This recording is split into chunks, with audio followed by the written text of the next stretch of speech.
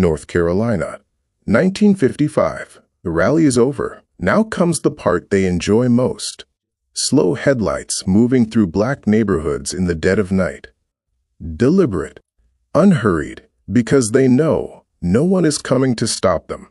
These are not strangers passing through. These are neighbors, coworkers, local officials, men who will shake your hand at the hardware store on Saturday morning and ride through your street with torches on Saturday night. Families press against walls inside darkened homes, holding their children still, waiting for the sound of engines to fade. This is not a dramatic retelling. This was Tuesday. The local police look the other way.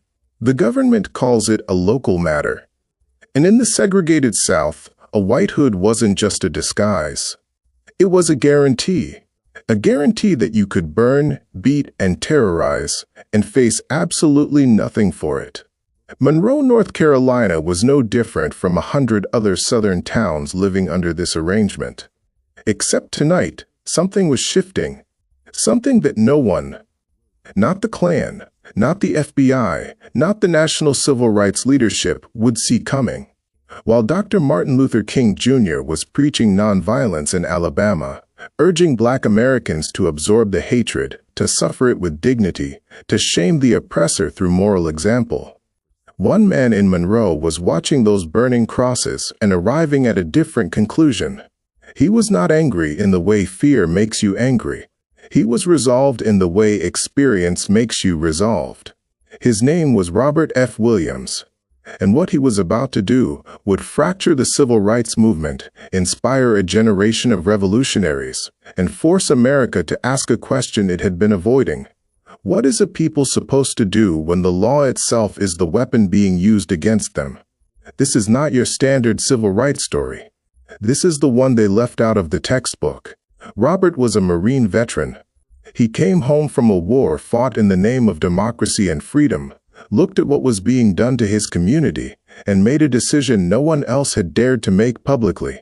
He armed his people. He organized 60 men, trained them in military tactics, built a defensive force in the heart of Klan country.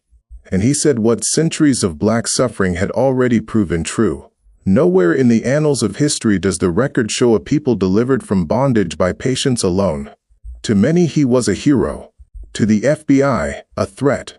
To the NAACP's national leadership, an embarrassment. To the men and women of Monroe, North Carolina, he was the reason they could sleep at night. His story begins not with a gun, but with a question.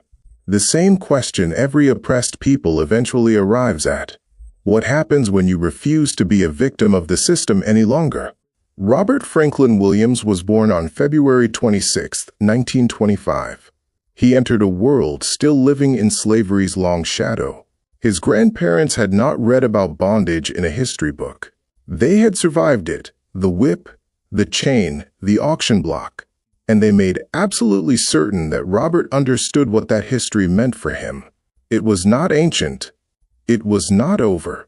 It was alive in the air of Monroe, North Carolina every single day. He learned this in the most visceral way possible at age 11. He was on Monroe's Main Street when he witnessed a police officer drag a Black woman by her body across the pavement and into a jail cell. She was bleeding. She was screaming. 12 white doctors lined the sidewalk, watching. No one moved to help her. It was not a crime of passion or a moment of individual cruelty. It was a performance, a public reminder, staged in broad daylight, for the benefit of every Black person watching. This is what you are. This is what we can do to you. And there is nothing you can do about it. That woman's screams echoed in Robert Williams for the rest of his life. Monroe in the 1930s was not meaningfully different from the world his grandparents had endured. 70 years had passed since emancipation. The chains had changed shape, but the captivity remained. White-only signs hung in windows across town. Back entrances for colored folks. Separate water fountains. The unspoken rule that when a white person walked down the sidewalk, a Black person stepped off it. These were not occasional indignities. They were the architecture of daily life. A system of constant, ritualized humiliation designed to do one thing: remind Black Americans of their place and punish anyone who forgot it. Robert absorbed all of it, filed it, and waited. Then came World War II, and with it, an opportunity. Like many young Black men in the South, Robert looked north, to Detroit, the arsenal of democracy, a city roaring with wartime production, auto factories running day and night, real wages being paid to workers who showed up and put in the hours. He went for the work. What he found was an education in something else entirely. Detroit in 1943 was a city under pressure it was not prepared to handle. The war had pulled hundreds of thousands of Black workers north, drawn by the promise of defense plant jobs. They came from Georgia, Mississippi, Alabama, the Carolinas. They came with their families, their savings, their hopes. But Detroit's infrastructure, its housing, its neighborhoods, its unspoken social contracts had been built around white occupancy, and white workers were not prepared to share. Housing was desperately scarce. Black families were forced into overcrowded, deteriorating neighborhoods, while newer developments explicitly excluded them through restrictive covenants. The tension built like steam in a sealed container. At the Packard plant, one of Detroit's largest automobile manufacturers, white workers staged a full work stoppage in June 1943. They shut down production, costing the war effort real time and real money, to protest one thing: the promotion of Black employees to work alongside them on the line. These were not fringe actors. These were ordinary American workers, drawing on a deeply ordinary American racism, willing to sabotage the war effort rather than accept Black advancement. The powder keg had been lit, and Detroit exploded. For 5 days, violence consumed the city. Not scattered incidents, not isolated confrontations. 5 consecutive days of white mob violence tearing through Black neighborhoods, while law enforcement, at best, stood and watched, and at worst, participated. Robert Williams was in the middle of it. He watched Black residents fight back, not ideologically, not strategically, viscerally, desperately, because there was no other choice. You fought, or you fell. When it ended, 34 people were dead, 25 of them Black. But something else had been born in that fire, something that would prove far more consequential than the body count. Robert Williams had seen what resistance looked like. Real resistance. Not petitions, not legal briefs, not appeals to the conscience of people who had no conscience to appeal to. He had seen people fight, and he understood in the marrow of his bones that the elephant in chains had always been strong enough to break free. In 1944, Robert was drafted.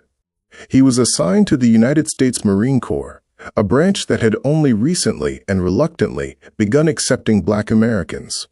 For a year and a half, he served as a private in the Segregated Marines, fighting for a democracy that explicitly excluded him from its protections. The contradiction was not subtle. You were expected to die for a country that would not allow you to eat in its restaurants, drink from its water fountains, or sit in the front of its buses. You wore the uniform. You passed the tests. You earned the rank, and you came home to the same white-only signs. But Robert had gained something the system couldn't take back: discipline, tactics, an understanding of how organized force operates, how it is assembled, how it is deployed, how it can be turned against those who believe they are safe from it. He filed that knowledge away too. When the war ended, he came back to Monroe, and Monroe had not moved an inch. Same white-only signs, same daily humiliations, same Klan riding through Black neighborhoods like they owned the night, because, functionally, they did. But Robert was seeing it now through different eyes. The eyes of a man trained in the mechanics of organized violence. A man who had studied how power was held and how it could be taken. He was not the same person who had left. In 1947, Robert married Mabel Robinson. She was 16 years old and already a committed advocate for justice. She had grown up watching her community suffer under segregation and had made a private vow that she would not quietly accept it. Most women of her era were expected to follow, to support, to soften. Mabel Robinson Williams was not most women. Together, Robert and Mabel would build something Monroe had never seen. But first, Robert would need a platform, and he would find it in the most unlikely of places. Martin Luther King Jr. and Coretta Scott King had become the moral face of the civil rights movement, leading demonstrations of extraordinary dignity and courage across the South. Their image of peaceful resistance was powerful. It was moving. It was internationally recognized. Robert Williams respected it, and he believed it was not enough. He had seen what happened when Black Americans appealed to the conscience of those who had decided they had no conscience to spare. He had watched peaceful protesters be met with gunfire, beatings, and jail, while the cameras rolled and the law looked away. He was not against Dr. King. He was asking a different question entirely. What happens when your oppressor is not moved by your suffering? What happens when moral appeal meets moral indifference? What is the next step? Before we go deeper into what Robert did next, if you're watching this and you believe these stories deserve to be heard, subscribe to Hidden Black Files right now. Hit the bell. This channel exists to tell the history they buried, and your support is what keeps it alive. To understand what Robert Williams was about to do, you first need to understand the organization he was about to transform. The NAACP, the National Association for the Advancement of Colored People, was founded in 1909 in direct response to the wave of lynching and racial terror sweeping America. It was built by Black and white progressives united by a belief that the law, properly wielded, could be an instrument of justice. Their weapon of choice was not the firearm. It was the legal brief. Their strategy was not confrontation, it was litigation. Their battlefield was the courtroom, not the street. Respectability, process, patience. These were the NAACP's tools, and in many contexts, they had worked. Brown versus Board of Education had been won at a desk, not in the streets.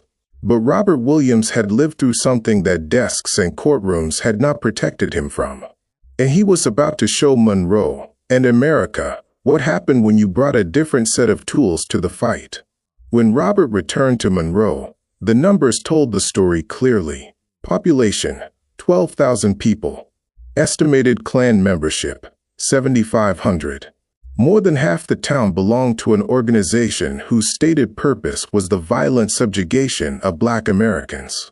Police officers, store owners, elected officials, men who coached Little League and sang in church choirs and rode with the Klan on weekday evenings. The local NAACP chapter reflected this reality, not by resisting it, but by retreating from it. Like chapters across the country, Monroe's branch had defaulted to a membership of middle-class professionals, doctors and lawyers and ministers who fought carefully, who chose their battles with an eye toward not provoking retaliation. They were respectable. They were cautious, and the Klan terrorized Black Monroe with total impunity. Robert joined the Monroe chapter in 1955 and was elected its president the following year. And from his first days in leadership, he went somewhere the NAACP had never gone.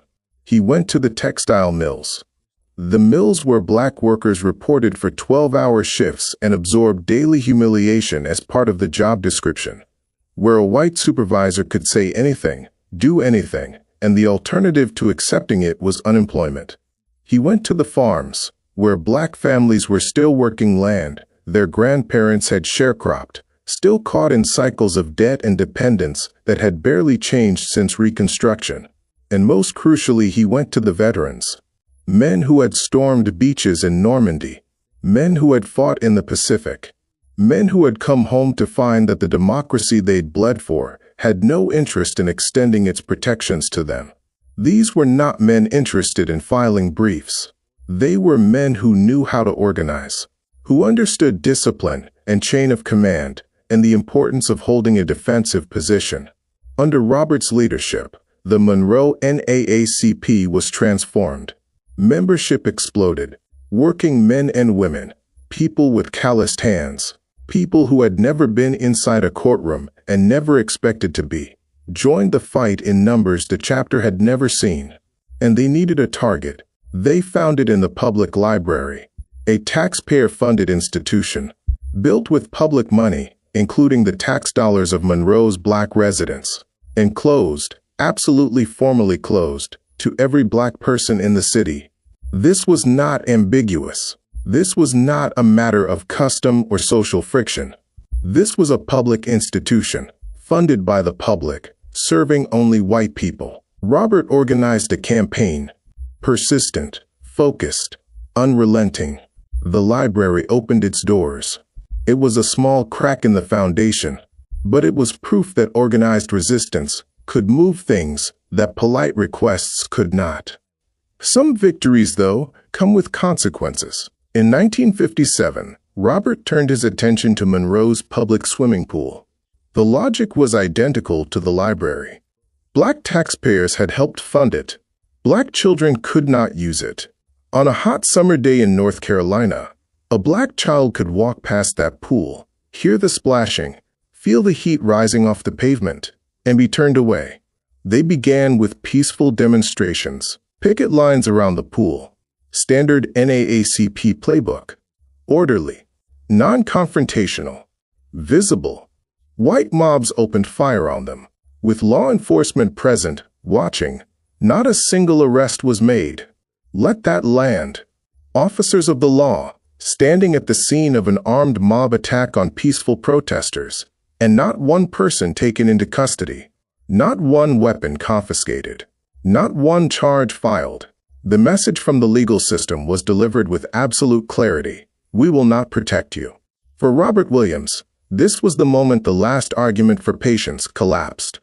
He went back to his network of veterans, men who had operated under fire, men who understood fortification, positioning, fields of fire, men who had no illusions about what violence looked like or what it required to meet it. They trained. They armed themselves legally. They fortified their homes. And they issued a statement that was not a bluff. Any Klan attack on this community will be met with equivalent force. The first real test came in the summer of 1957.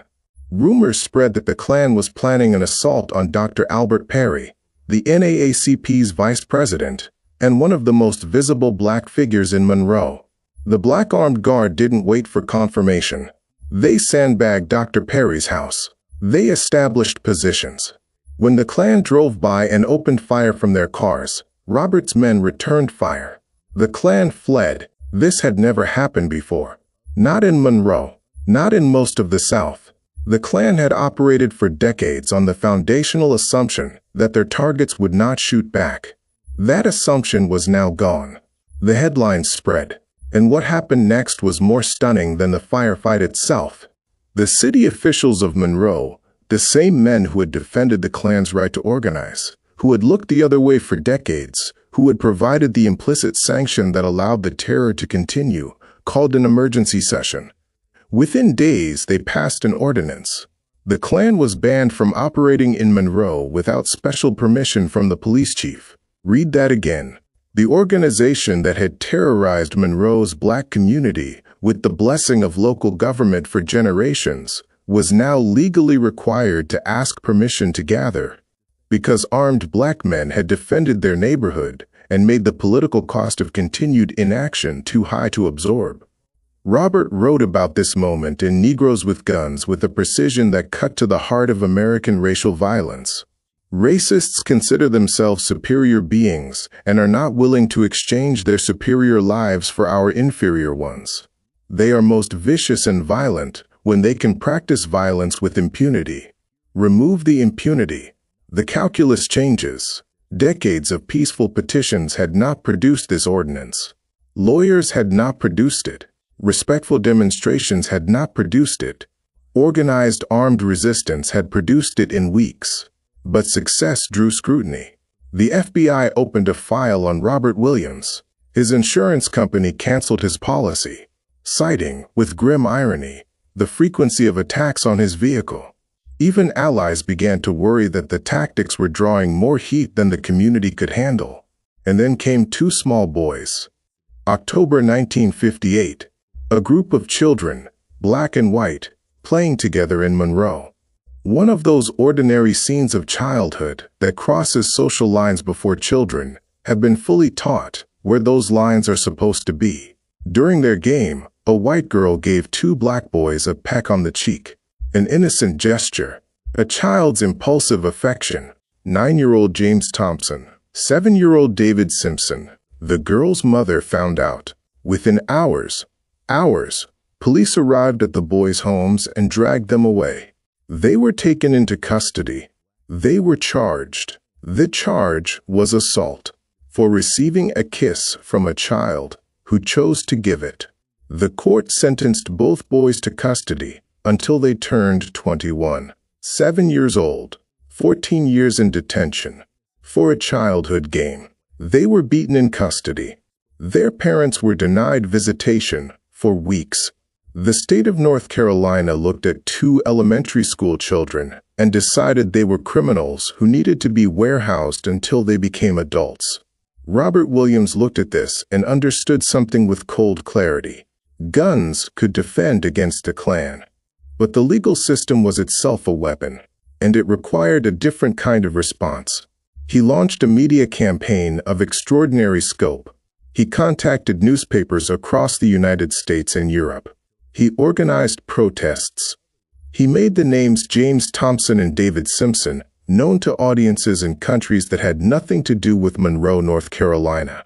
Audiences that looked at what America had done to these two boys and were appalled. Eleanor Roosevelt spoke out. European editorial boards ran condemnations.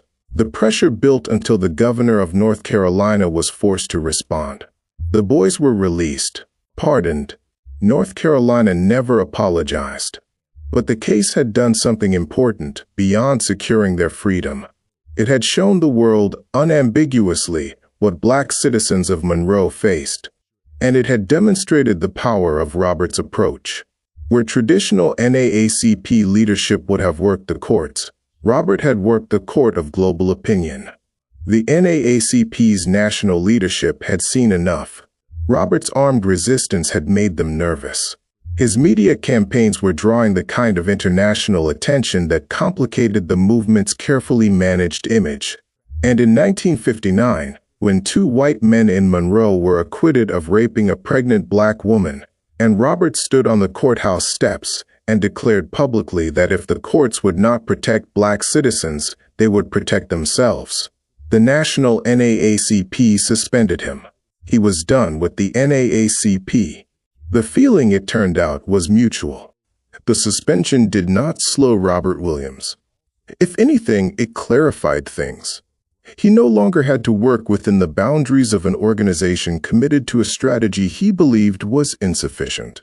He could act on his own analysis. And his analysis of the situation in 1960 and 1961 was straightforward. The law, on paper, had already won. The Supreme Court had ruled segregation on interstate buses unconstitutional twice. Once in Morgan v. Virginia in 1946. Again in Boynton v. Virginia in 1960. These were settled matters of federal law. In the American South, they meant nothing. The gap between what the law said and what black Americans actually experienced was the entire problem. And closing that gap required not just legal victories, but physical confrontation with the reality on the ground. In May 1961, a group of activists called the Freedom Riders decided to test that gap directly.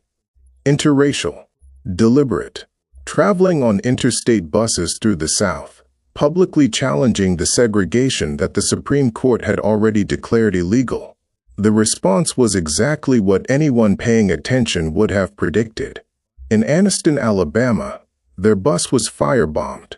In Birmingham, police made themselves unavailable for 15 minutes, precisely long enough for white mobs to beat the riders with pipes and clubs before any official presence appeared. Robert Williams watched this unfold, and he sent Martin Luther King Jr. a telegram. The words were not diplomatic. They were not deferential. They were the words of a man who had run out of patience for what he saw as leadership, that asked others to absorb violence on its behalf. No sincere leader asks his followers to make sacrifices that he himself will not endure. You are a phony. If you lack the courage, remove yourself from the vanguard. Now is the time for true leaders to take to the field of battle. King's position was not without its own internal logic. He acknowledged that armed self-defense could be effective in certain contexts. He argued that nonviolence required a greater degree of discipline and moral courage. Their disagreement was not simple. It was a genuine strategic and philosophical division about what conditions produce what outcomes. But Robert was not interested in the philosophical debate anymore. 2 months later, the Freedom Riders came to Monroe, and they found something that surprised them. Monroe's black community was not simply ready to receive the riders. It was ready to defend them.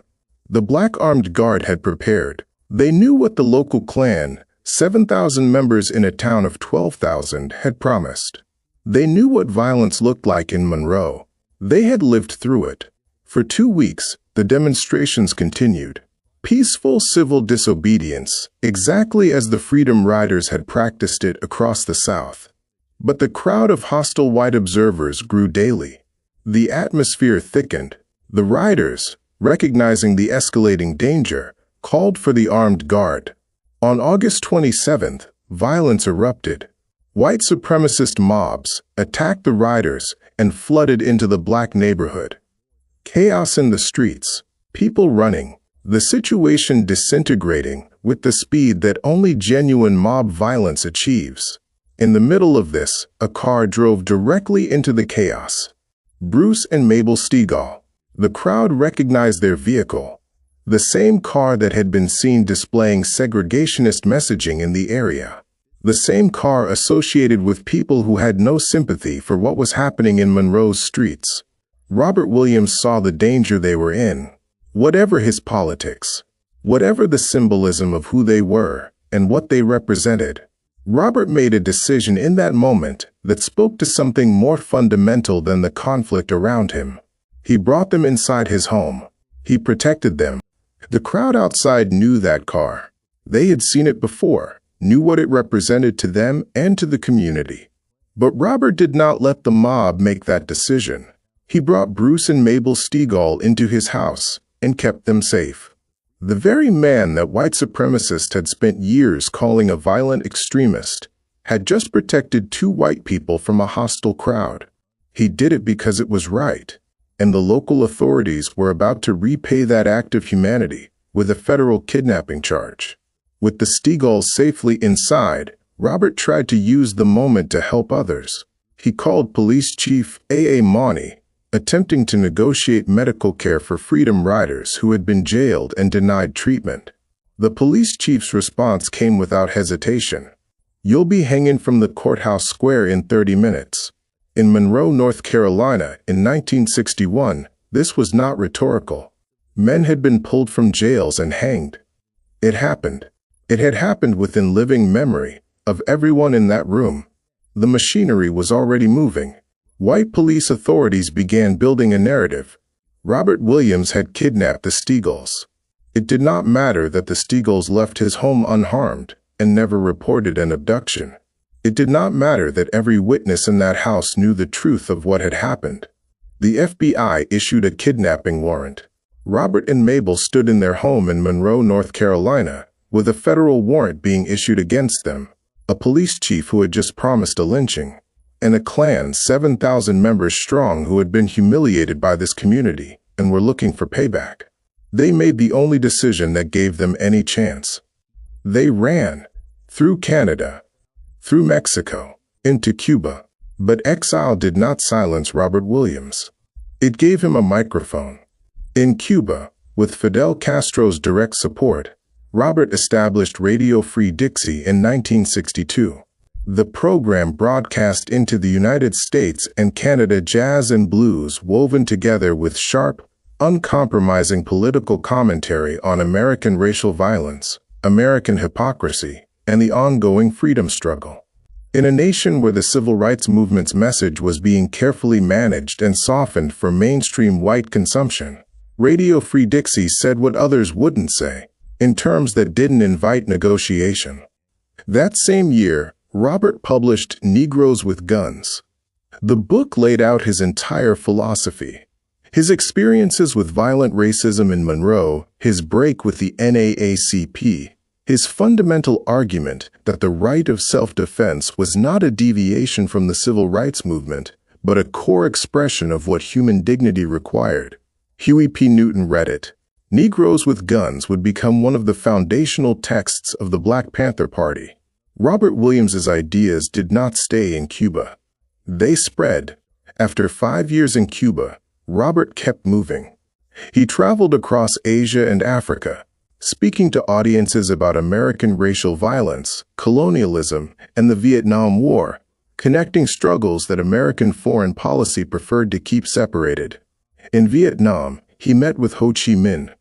From 1966 to 1969, Robert and his family lived in China, where he continued publishing The Crusader, his newsletter, and deepened ties between the Chinese Communist Party and the African American Revolutionary Movement. He met with Mao Zedong, who issued formal statements of solidarity with the African American freedom struggle, statements that placed Black American resistance within a global framework of anti-colonial movements. By late 1969, Robert and Mabel returned to the United States. They settled in Michigan. The kidnapping charges still followed him. But Michigan's Governor William Milliken refused to honor North Carolina's extradition request, stating plainly that a fair trial in Monroe was not a realistic possibility. The legal cloud hung over Robert Williams for years. In January 1976, nearly 15 years after the night he fled his home in Monroe, North Carolina prosecutors finally dismissed all charges. Their stated reason: their key witness was too unreliable to put on the stand. If this story is moving you, if you believe these names and these struggles deserve to be remembered, now is the time to support Hidden Black Files. Subscribe, share this video, leave a comment. Every one of those actions helps this channel reach more people who were never taught what you've just heard. This is history that matters. Help us keep it alive. Robert F. Williams died in 1996. At his funeral, Rosa Parks stood and delivered the eulogy. Rosa Parks, whose own active refusal on a Montgomery bus had helped ignite the modern civil rights movement. A woman who had spent her life in the struggle, who had seen its victories and its costs and its contradictions up close. She praised Robert Williams for his courage, for his clarity, for his absolute refusal to accept a version of freedom that required Black people to absorb violence without response. Her presence at his eulogy said something that transcended the specific disagreements about tactics and strategy. It said, "This man was part of us. His struggle was our struggle. His dignity was our dignity." Robert F. Williams spent his life arguing for something that the American political mainstream found deeply uncomfortable: the idea that Black people had not just the right, but the responsibility to defend themselves. That dignity was not something granted by the powerful to the powerless. That freedom was not something you waited for. He and Dr. King disagreed, genuinely, substantively, in ways that reflected real differences in philosophy and strategy. Neither of them was simply wrong. King's nonviolence achieved things that armed resistance could not. Williams's armed resistance achieved things that nonviolence could not. The movement needed both, but Robert's voice was the one they tried hardest to erase. He was driven into exile, charged with a crime he did not commit, stripped of his institutional standing, excluded from the mainstream narrative of civil rights history that got taught in schools and celebrated in monuments. And still, his words spread. His ideas took root. His influence shaped a generation of activists who carried the argument forward. He proved something that the powerful never want the powerless to understand: that an organized, disciplined, principled community cannot be terrorized indefinitely if it refuses to be terrorized. He proved that armed resistance was never really about guns. It was about the refusal to accept a definition of yourself, written by people who wanted you dead. It was about standing up straight in a world designed architecturally, legally, socially, violently, to keep you on your knees. Robert F. Williams stood up straight, and they never managed to force him back down. If you want to learn more about the freedom fighters who refused to be broken, watch our video on Fred Hampton, the Black Messiah.